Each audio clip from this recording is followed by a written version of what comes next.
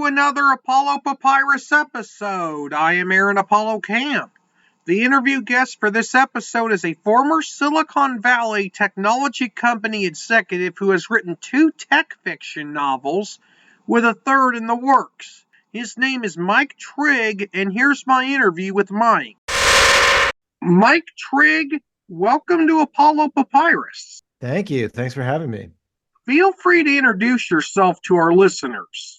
Well, yeah, happy to do so. My name's Mike Trigg. I'm a resident of the San Francisco Bay Area. I was in the tech industry for over 20 years, doing venture-based technology startups as a founder, as an executive, early employee, et cetera.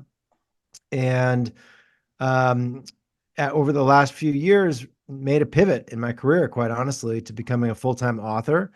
It's been incredibly gratifying. It's something that I always wanted to do, but never quite found the time to do it, trying to write my novels on nights and weekends. And I would confess that silver lining of COVID for me was the startup I was working on ended up not getting additional funding, and we wound it down. And I thought, hey, I'm already at home without a paycheck. I'm halfway to being an author already, so I might as well jump in and really go for it. And so my first novel, which was titled Bit Flip, came out in August of 22, and then my second novel, Burner, comes out in April. So this is my job now. I'll start with Bit Flip as I have a few questions about that book. Without spoiling too much of Bit Flip, what is the book about? Well, I followed the old adage of write what you know with BitFlip, and what I knew was my career in technology. So the story is about a executive at a venture-backed technology company who basically sort of inadvertently discovers potential fraud within the company. And the story unfolds from there, basically of a question of what is he going to do about that, and he sort of goes through various permutations and combinations of how he's going to handle it. But the story really, for me, was a chance to kind of convey and offer a cultural critique of some of the downsides of Silicon Valley, downsides of the tech industry, and the kind of behaviors that this industry in this area can foster. So it was a lot of fun to write. It's not autobiographical. There's nobody in the book who I worked with, and I'm always quick to point out that I really enjoyed all the people I work with and never worked at a company that had any fraud. But this is a very topical subject for people. You see what's happened with, notable examples like Theranos and FTX, companies that had, rampant fraud and were multi-billion-dollar Ponzi schemes, basically. So, this story has gotten a lot of interest, I think, because of that timeliness.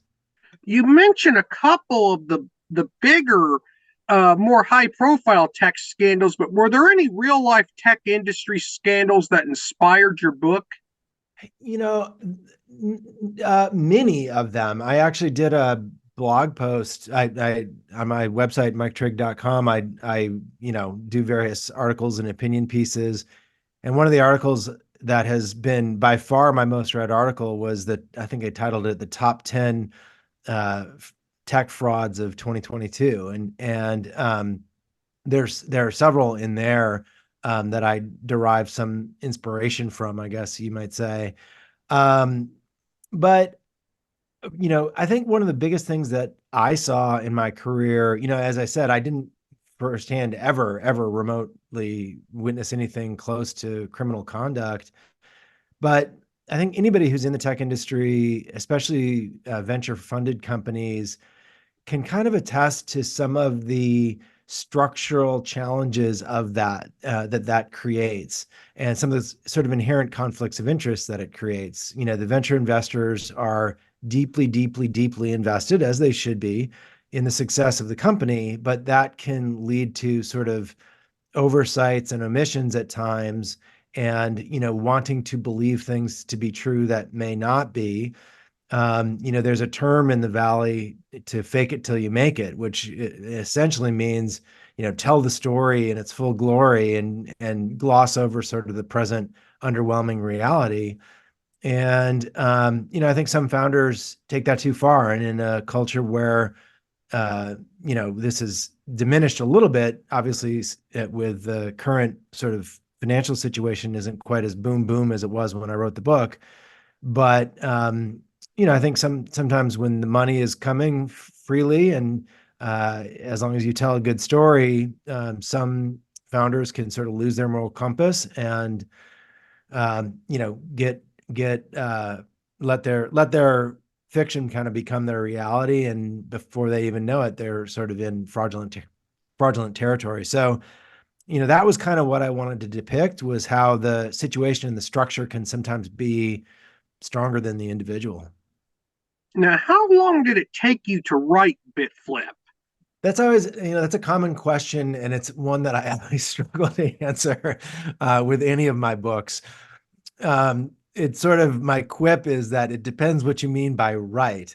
The writing itself in terms of a first draft actually comes quite, I don't want to say easily to me, but comfortably to me. Um, as with my second book and my third book, which I'm working on now, I never quite have, what is conventionally called a writer's block. I frequently, however, have editor's block. Once I write a book, I personally find that middle journey of refining it and editing it and taking out long, superfluous sections that don't add to the plot. That for me is the hardest part, because those are the pieces when you write it, everything seems great to you as the author. And so it's hard to sometimes edit one's own work. And I've been fortunate enough to partner with some wonderful developmental editors on, just that sort of thing, to get that set of, that differing opinion, that fresh set of eyes. That is really helpful to me. The other thing I've found as a writer to be really helpful, the first book, I was sort of timid about sharing early drafts and things like that. And as I've progressed in my writing career, I've become much more comfortable and really fully embraced beta readers. And as I've shared it with people, some people never bothered to read it. Other people provided me detailed, line item comments. And I've sort of got a cadre of half dozen people who I really trust, who are quick readers and astute readers. And that's really helpful for me as well. But to get back to your question with BitFlip, I was working full time, starting a company. And so finding time to write that novel during, nights and weekends, as they say, was difficult. I'd done about 100 pages. That had taken me, over a year. But then once I sort of settled into it full time, I got a first draft done pretty quickly, probably 3-4 months after that. And then, went through the process every writer goes through of, pitching it to agents, submitting it to publishers, et cetera. Going through the editing process.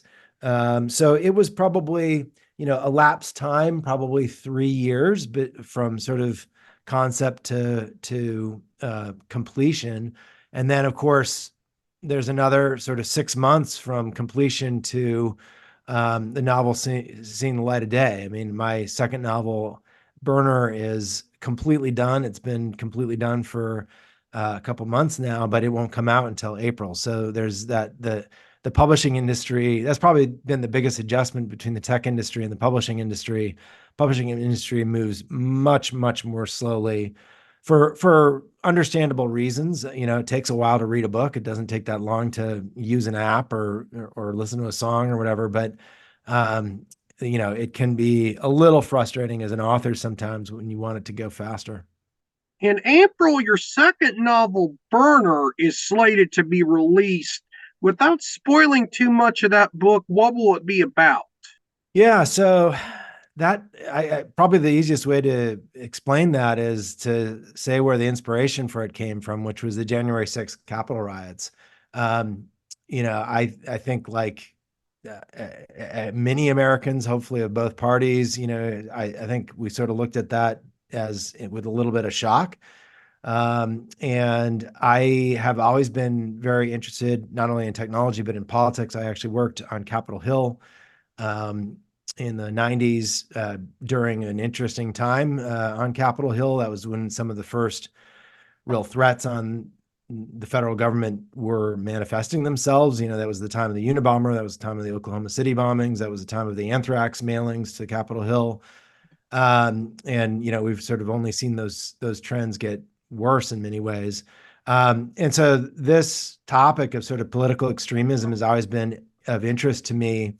The story I crafted is a dual narration between two main protagonists, Shane, who is the leader of an anonymous leader of an online populist movement that sort of spirals out of his control. And he is arrested in the opening scene for and convicted of, accused of domestic terrorism. And then the other first person narrative is from Chloe, a character named Chloe, who is the progressive daughter and philanthropic daughter of a tech billionaire in San Francisco, who is abducted by the followers of Shane's movement. And what nobody knows is that they are actually secretly a couple. So the core conflict and dilemma that they find themselves in is, Shane has essentially through his actions jeopardized the woman he loves.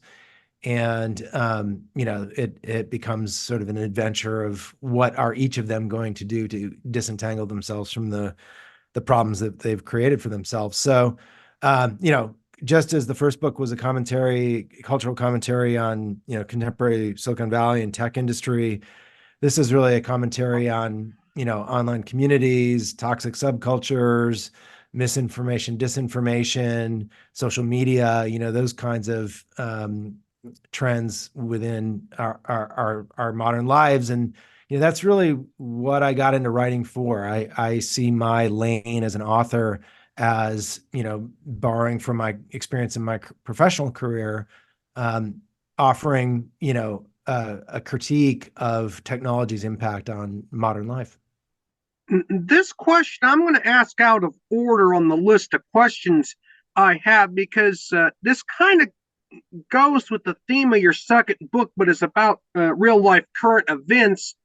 On the day this interview is being recorded, the New Hampshire presidential primaries are taking place, and on the Democratic side, you have basically a glorified straw poll because there's no delegates at stake on the Democratic side because the Democratic National Committee wants South Carolina to be first in the nation, but New Hampshire scheduled their primary before South Carolina's.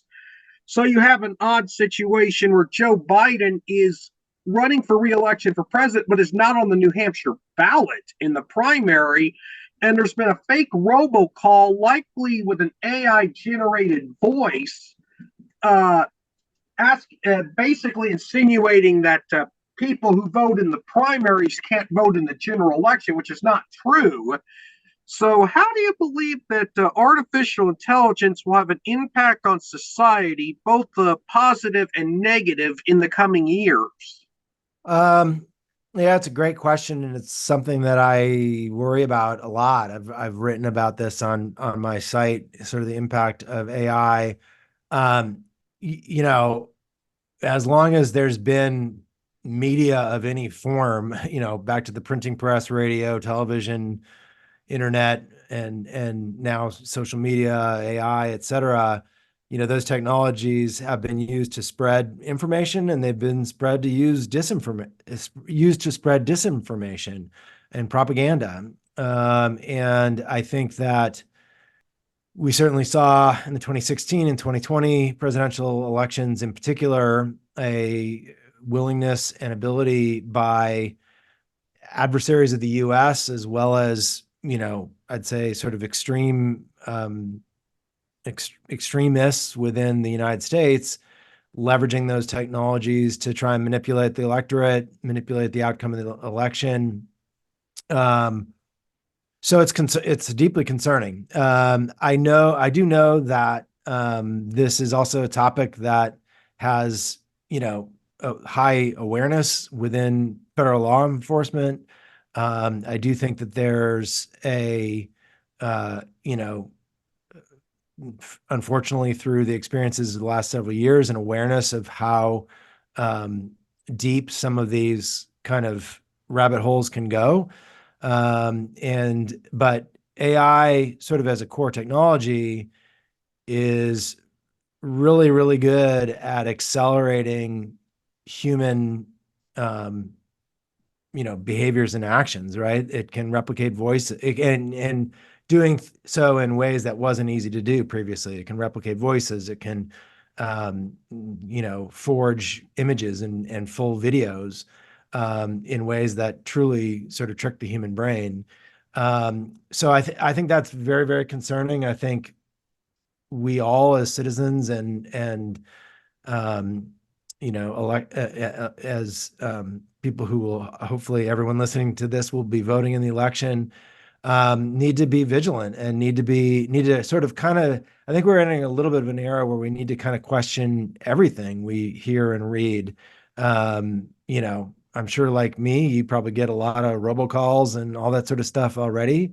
And that's probably just going to get worse. Now, I'm not I'm not a Luddite. I'm not a complete AI pessimist either. I do think there are some incredible breakthroughs that AI is going to enable. My last few companies that I did in the tech space were all AI focused companies.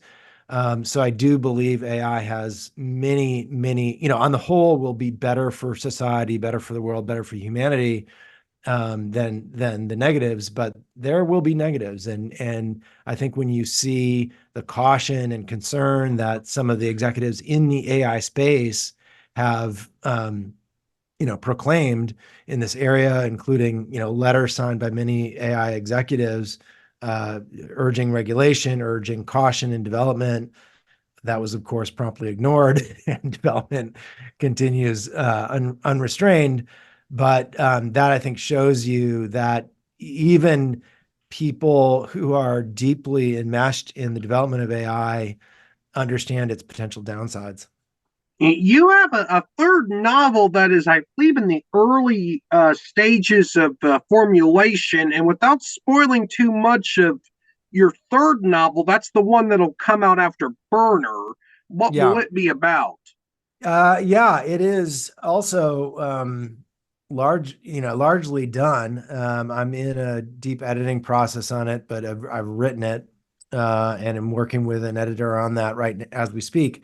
The premise there, I sort of thought, hey, wouldn't it be interesting if we had no internet and phones? Essentially take the world back to the early 1990s.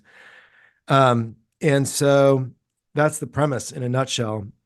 The working title is called Outage. And in that book, which is told entirely through the perspective of a woman who's, working from home with her two teenage children in the afternoon, and the internet goes out and their phones go out. And, I think if any of us think of that scenario, you ask yourself these rhetorical questions like, how did I get anywhere by car, before GPS? How did I meet a friend in public without being able to, have second by second updates on text? All these things are immediately gone. And what makes the plot thicken is um, the protagonist, Rachel is her name, comes to discover that her husband, who's a lobbyist in DC, again, I'm getting into my political background, but might somehow be involved in this outage through one of his clients. So that becomes kind of the mystery. She, of course, can't reach him. He's not at home. He doesn't come home. And they have no way of communicating with him. So she and her children have to sort of piece this mystery together. So it was a really fun novel to write. It's very different. So Burner, I have 3 first-person narrations. I have a bunch of what I call found objects in the book, text transcripts and media articles and things like that augment the narration. This one is a very compact, linear 7-day narration. And so the pacing is super fast, super tense, a really fun escalation of peril as she goes through this journey. Now, I understand you've written articles for a number of different publications, and what are some of the publications you've written articles for? Yeah, well, my much of my job in my prior life as a tech executive, I frequently was in either sort of a founder executive role or a head of marketing role. So I did a fair amount of contributed articles in my professional capacity, and at a wide variety of tech publications, TechCrunch, VentureBeat, Entrepreneur Magazine, etc. I've also done some contributed articles, that have a little bit more literary focus. So that's been fun to do too. And that's, of course, kind of where I'm leaning my career now, much more so than than uh, the more industry focused stuff that I was writing before.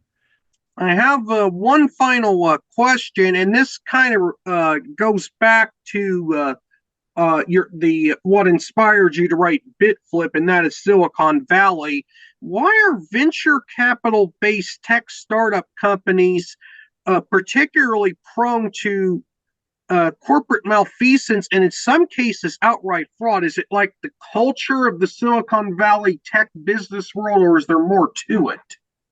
Um, well, at the risk of sort of obviously generalizing, I don't think in most cases, the cases, of course, that receive disproportionate media attention, there was intentional fraud, right? I mean, indisputably, and some of the ones that we touched on. But in many cases, I have, and I will say, just like when I worked on Capitol Hill, I have lifelong friends in the tech industry. I have nothing but respect and admiration for the intentions, intellect, ethical nature of people in the tech industry. And as I say, I've felt the same way about politics too. Although the bad eggs get a lot of attention, you know, most everybody I ever encountered who was an elected official in Washington, D.C. was intelligent, had high integrity, wanted to do the right thing. You might not always agree with them, but they weren't unethical, immoral actors. Um, I do think that venture-backed startups present some challenges to ethical behavior and can be exploited when the founders or executives lose that moral compass. A big one is, in most corporate structures, the board of directors is there for governance and oversight. Their job is to, audit the books and ask hard questions of the executives and the CEO. One of the inherent conflicts of interest that frequently happens in early stage companies is the venture investors who, in effect, own the company in most cases, are also board members. And so that can create, doesn't always, but can create a sort of conflict of interest where the board may not quite flex its fiduciary responsibility as much as they would if they were independent third-party board members. Why? Of course, because they have a vested interest in that company doing well. And in fact, I've seen over the course of my career an increased tendency, I guess I'd say, for venture investors in earlier rounds to really become the salesman for later rounds and later investors, particularly, in the 90s and early 2000s with the dot-com bubble. The way that companies got liquidity, as we called it in Silicon Valley, where, in other words, their private stock is now public and they can sell it, is the company would have an IPO. That's less common now. Many companies, even with huge private valuations, stay private so that they can avoid the disclosure requirements of a public company. And so that's where I think you see a little bit of willingness to, I'll say put a positive spin on things, and that can sometimes tip into, unethical behavior. As we certainly saw in some of those examples we touched on, FTX, Theranos, others. Mike, you were an amazing guest for this podcast. I thank you for appearing on Apollo Papyrus. It was my pleasure. Thank you so much for having me. I hope your listeners enjoyed it. And my new book is comes out in April. It's available for pre-order on Amazon and any other. I always encourage folks to order through their local bookstore, or it should be on their local bookstore's website at least for pre-order. And then, of course, you can find out more about me at miketrigg.com. It was wonderful to interview Mike, and I wish him well with his upcoming book. I'll also mention that I'm writing a tech fiction novel of my own with a working title of Reinventing Silicon. This is Aaron Apollo Camp reminding y'all to write and read your passion. Bye for now.